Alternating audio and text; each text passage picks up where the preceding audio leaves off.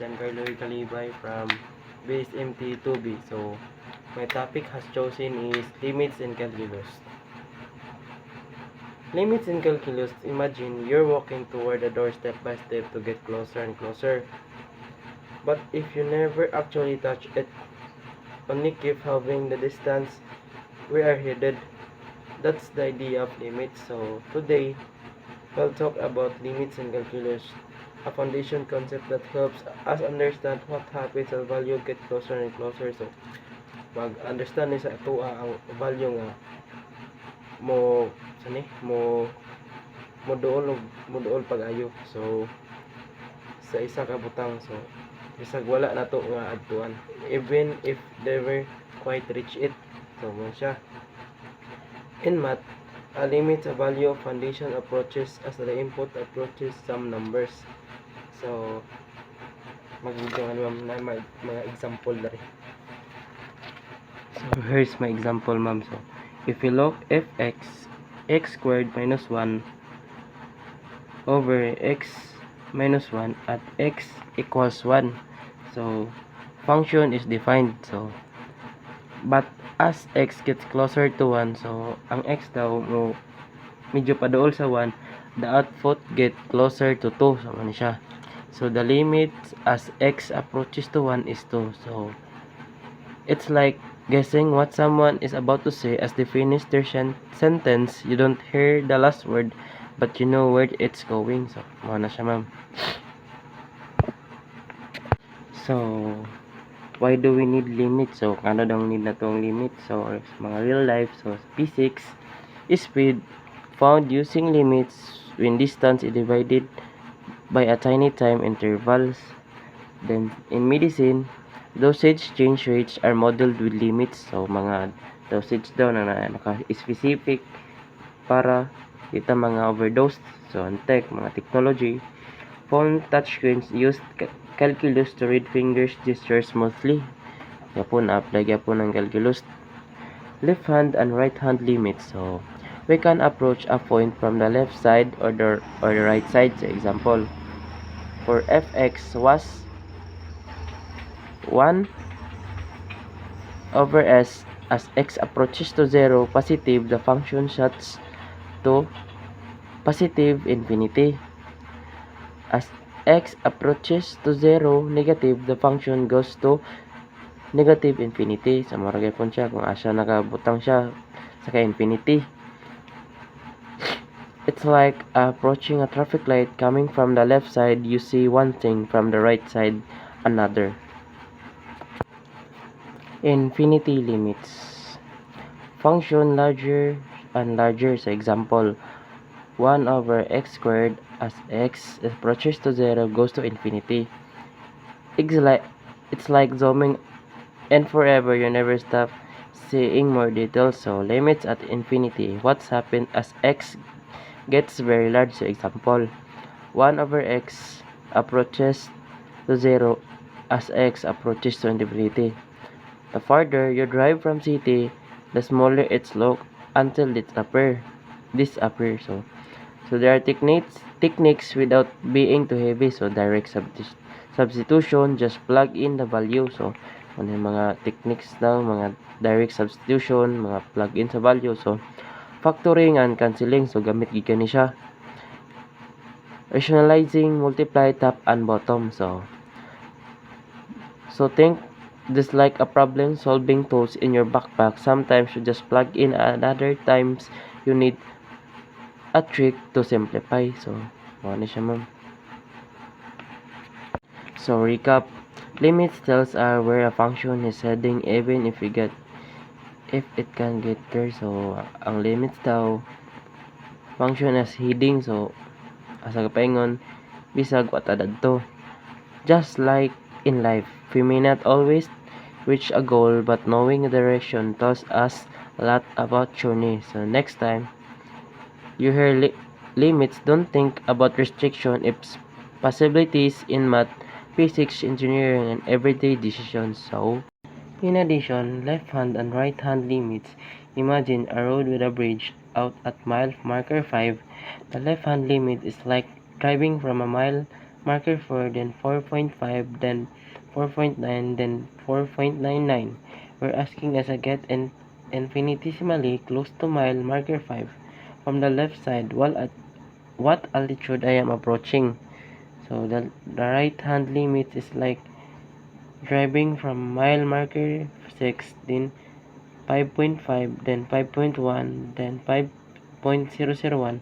We're asking as I get infinitesimally close to mile marker 5 from the right side. What altitude I am approaching? So if you're approaching the same altitude from both sides, then the general limit exists. If you're approaching two different altitudes, like a collapsed bridge,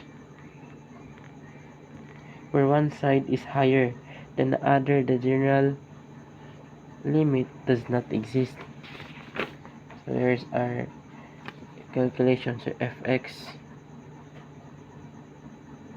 x plus 1, fx less than to 2, x minus 1, fx greater than 2. So find the limits as x approaches to 2. So ang left hand limit daw, so limit x approaches to negative 2, fx. Step 1, the notation. So ang notation sa x squared means is x approaching sa 2 from the left side. So we're looking what values less than 2. So pinakaubos sa 2. So this means we must use the first part of the function fx equals pinakaubos man sa 2 itong gamit. So x plus 1. Step 2, substitute the value. So since this is a simple polynomial, we can direct substitute 2 into the expression. So limit x approaches to 2, x plus 1 equals 2 plus 1. So step 3, calculate the result. So 2 plus 3 equals 3. So the left hand limit is 3. This means as I get closer and closer to x equals 2 from the left, our graph is heading toward of 5 by 3. So ipataas siya. Right hand limits. X approaches to positive, fx identify the correct piece. The notation is 2 positive means x is approaching to from the right side. So we're looking at values greater than or equal to 2. This means we must use the second part of the function. So fx equals x squared equals 1. Step 2, substitute the value. We substitute 2 into this expression. So limit x approaches to 2, x squared minus 1 equals 2 x squared minus 1. So step 3, calculate the result. So atong 4, 2 squared is to 4, 1. So 4 minus 1 equals 3. So the right hand limit is at 3. This means as we get closer and closer to x equals 2 from the right, our graph is also heading towards height of y equals 3. Because the left hand limit 3 equals the right hand limit 3, the overall limit exists, and S3 we can write limit x approaches to 2, f over x equals 3. So infinite limits. So this is what happened when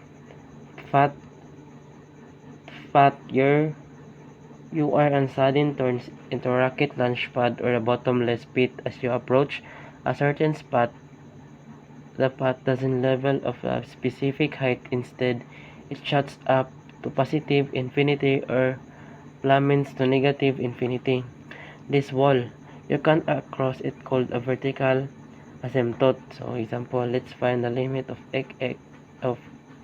fx equals 1 over x minus 3 positive as x approaches 3 from the right. So step 1, the notation x approaches to 3 positive means we're plugging number that is just a tiny bit larger than 3. So man lang, mga dool-dool lang sa 3. So let's think of a number. So, like, una tag number like 3.0001. So step 2, analyze the denominator. So we plug in 3.0001. The denominator becomes 3.0001 minus 3 equals 0.001. Okay, minusan sag 3. Ano yung nabilin? 0. 0.001. Step 3. Analyze the whole fraction. Our fraction like this. So, 1 dayon sa over niya ang pinaka very small positive number. Then step 4. Determine the result. When you divide a positive number like 1 by a tinier and tinier positive number, so a result get bigger and bigger. So for example, 10 over 0.01 equals 10. 10 over 0.01 equals 100. So 10 over 0.0001 is 10,000. This value is heading towards infinity. So paingon na siya ng infinity kay kung mo divide tag isa ka number bisag sa kagamay, ang result daw is get bigger and bigger. So kani specific answer. So limit x approaches to 3 positive, 1 over x minus 3 equals positive infinity. If we approach from the left, x approaches to 3 negative, we'd use a number like 2.999. The denominator would be a very small negative number and the limit would be more po niyang kaning result. So negative infinity.